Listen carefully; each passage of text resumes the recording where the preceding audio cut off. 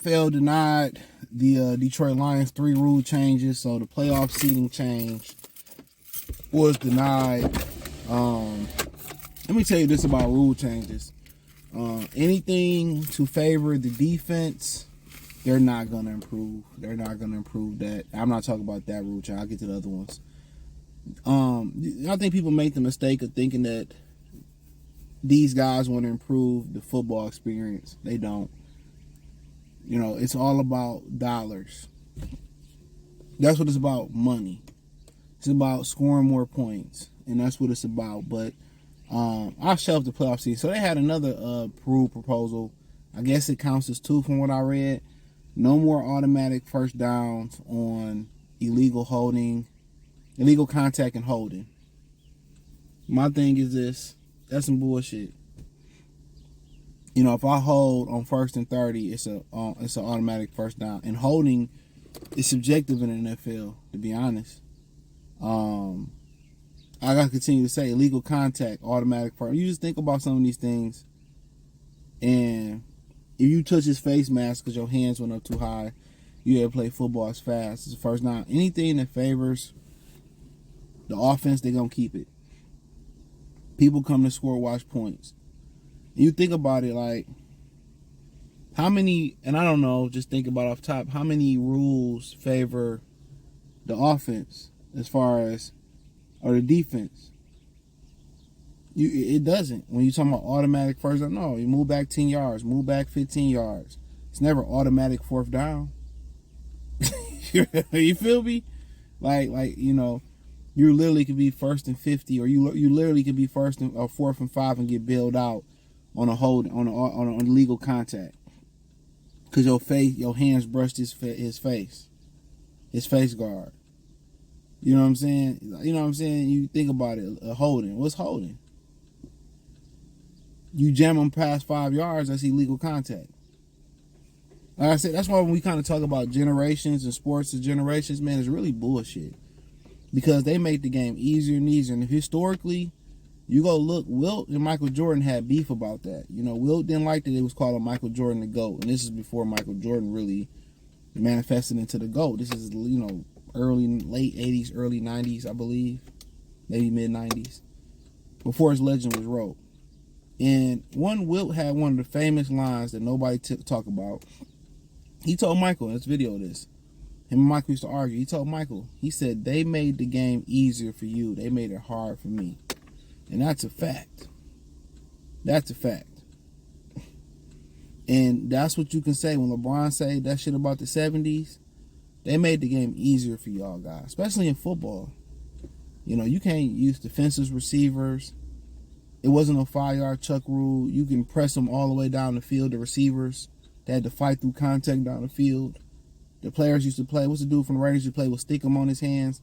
They've made this game, like, and that's why when you start talking about comparing stats and your statistics to determine where you get in the Hall of Fame, that's bullshit because everybody played in different eras. Yeah, you can throw the ball around because I have a defensive receiver. I can throw it 60 times because I'm going to have 5 or 6 receivers healthy. In those days, the way these quarterbacks throwing the ball, whole fucking receiving core would be, whole receiving core would be on the back of the ambulance. So, yeah, you wonder why they ran the ball a lot more in the past? You know what I'm saying? Because you couldn't throw like that. Antonio Atwater, John Lynch, you know, Ronnie Lott. You know, we just talking about, they ain't talking about the Dick Buckeses and the Mike Singletaries and, you know, Jack Lamberts. We ain't talking about, man, it was some Stone, Deacon Jones, killers. Fuck going down the middle, the deep middle, no diddy. The intermediate short, that middle, with a linebacker, man, you wasn't going across that middle of them 85 Bears. Somebody was going to see the king. They was going to see the maker. And I ain't talking about Jamaica. But that's why I say when y'all be so caught up, and he on did me, I played in the era where that was the NFL in the 90s when I was growing up watching it. It was totally different than what it is now. This is borderline flag football. This is borderline flag football. But yeah, I mean, it ain't never automatic 4th down punt or automatic punt for defense. So they make it harder and harder on defenses. can't press past 5 yards, or what they call 5-yard chuck. Can't hit. You gotta let the receiver catch it, then hit. Can't hit him in the head. Can't really hit him anywhere here. You know, gotta hit him low. Then gotta be called dirty because you hit him the right way. You know, you can't lower your head no more. Can't hip drop tackle no more. You notice all the negative or all the real changes on defense. And it don't matter how many defensive changes they make and make it hard. Defense still win championships. NBA, no hand checking. You touch them, it's a foul.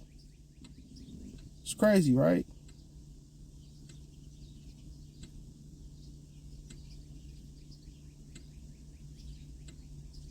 It's crazy.